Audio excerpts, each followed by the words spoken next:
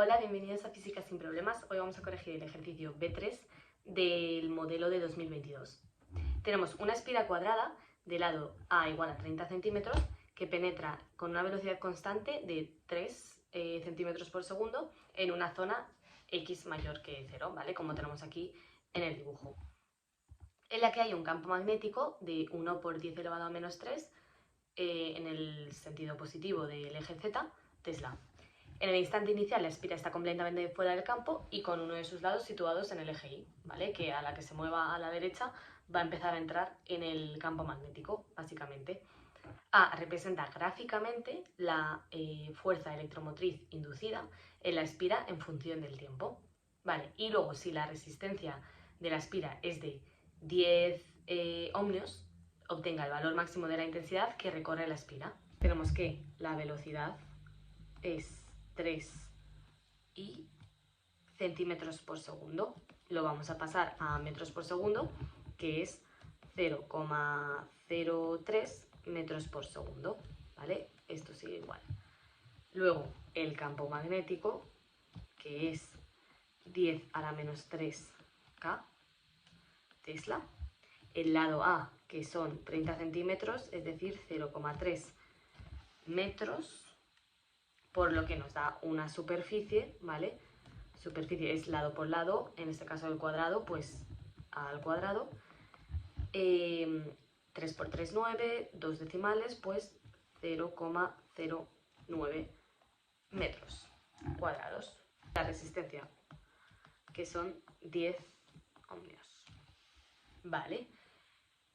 Pues entonces tenemos que calcular la fuerza electromotriz inducida con el tiempo y dibujarlo. Y luego B, tenemos la resistencia de las espirales, razón cuál será el sentido de la corriente inducida. Entonces, la corriente inducida, sentido. Para calcular la fuerza electromotriz tenemos que primero calcular el flujo, ¿vale? Cómo cambia el flujo. Entonces, el flujo magnético mientras está entrando esta superficie, esta espira cuadrada, pues va a ser campo por superficie por el ángulo que hagan esas dos. Nada, son perpendiculares, es decir que la dirección de la superficie y la dirección del campo son la misma. Coseno de 0 es 1, así que como si no estuviese, ¿vale? Es decir, campo por superficie. ¿Qué es lo que cambia con el tiempo en este ejercicio? El campo magnético es el mismo, ¿vale? No es un campo magnético variable que alguien le esté dando un botón y aumente o disminuya, no, ¿vale? Así que ese se quedaría igual, 10 a la menos 3. En cambio, la superficie es verdad que no es un cuadrado que aumente o disminuya. Tenemos que tener en cuenta aquí es que la superficie que queremos meter en esta expresión es como la superficie efectiva por la que están atravesando líneas de campo, ¿vale? Las líneas de campo solo están por aquí. Entonces, a medida que va entrando este cuadrado, pues va a haber más cachito del cuadrado por el que vayan atravesando las líneas de campo, ¿vale? Hasta que ya llegue un punto en el que todo el cuadrado sea atravesado por líneas de campo y no varíe. Entonces, lo que nos interesa es la variación. Y bueno, yo creo que haciendo un dibujo va a quedar bastante más claro. Vamos a representar en el tiempo cómo varían las líneas que atraviesan nuestra espira, es decir, el flujo magnético. Entonces, tiempo y flujo. A la mínima que pase un milisegundo ya va a empezar a entrar.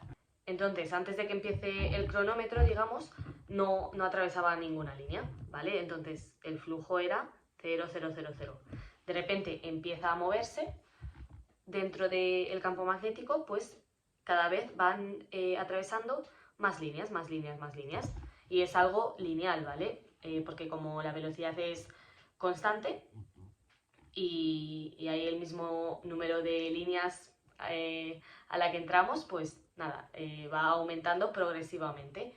Y luego va a llegar un punto, no sé todavía cuánto tiempo habrá pasado, puede haber pasado una hora o lo que sea. Bueno, como ya la espira está completamente inmersa en este campo magnético, el flujo magnético va a ser el mismo, es decir, así, ¿vale? Y nada, entonces lo que vamos a calcular es cuántas líneas de campo, cuánto flujo magnético hay en este cachito, que es el que nos interesa. Es decir, la superficie efectiva, digamos, será la altura, que eso no cambia, ¿vale? Pero luego sí que va a ir cambiando la base, ¿vale? Cuando llevemos la mitad, pues será esto lo que esté dentro del campo magnético, es decir, A, ¿vale? 0,3 por la base, que la base es como lo que sea al principio, ¿vale? Es decir, x inicial más velocidad por tiempo. La x inicial es 0, la base al principio es 0, así que esto fuera. Vamos, recapitulando, nos queda 10 a la menos 3, nos queda 0,3 y luego la velocidad por el tiempo. La velocidad es 3 y el tiempo pues no lo sabemos. Pero no hace falta entrar en pánico porque lo que nos está pidiendo es la fuerza electromotriz y sabemos que esta es la menos derivada temporal del flujo magnético, ¿vale? Y la derivada temporal es, todo esto son constantes por tiempo, pues es decir, nos quedamos solo las constantes por 0,3 por 3, ¿vale? Esto nos acordamos que es para este cachito, ¿vale? En este cachito realmente el flujo magnético es el campo, ¿vale? Y sigue siendo igual, 10 a la menos 3, por la superficie que atraviesa todo el rato, es la misma superficie, que es 0, ¿vale? Y en este cacho también es todo el rato la misma superficie, que es toda, es decir, flujo magnético es igual a 10 a la menos 3 por 0,3 al cuadrado, que es 0,09 hemos visto antes, ¿vale? Aquí va variando con el tiempo y aquí es un valor constante y aquí otro valor constante. Cuando queramos hacer la fuerza electromotriz aquí, como si lo derivamos respecto del tiempo a esta constante, nos va a dar 0. Y aquí igual, nos va a dar 0. Y en este cacho del medio, que es el que nos interesa, el flujo magnético será una constante por el tiempo y la fuerza electromotriz es simplemente pues esa misma constante, ¿vale? Que lo tenemos por aquí. Vale, y antes de nada, disculpadme porque he cogido este valor y es este el que tenemos que coger, ¿vale? Esto es 0,03 y esto también 0,03. Entonces, finalmente, esto nos da 9 por 10 elevado a menos 6 voltios, ¿vale? Eso ya sabemos para este cacho del medio. Entonces, como lo que nos está pidiendo es la representación gráfica, pues vamos a marcar que en el tiempo la fuerza electromotriz al principio va a ser 0, ¿vale? Porque no hay variación de flujo magnético. Luego va a ser 9 por 10 a la menos 6, ¿vale? Lo pongo por aquí. Esto es 9 por 10 a la menos 6. Pues luego, de repente pega un salto y es 9 por 10 a la menos 6 y llega un momento en el tiempo en el que ya no varía otra vez el flujo magnético, entonces vuelve a ser 0. Y como extra podemos hallar cuál es este tiempo, ¿vale? Sabemos que la velocidad es distancia entre tiempo. Sabemos la velocidad que lleva, ¿vale? 0,03.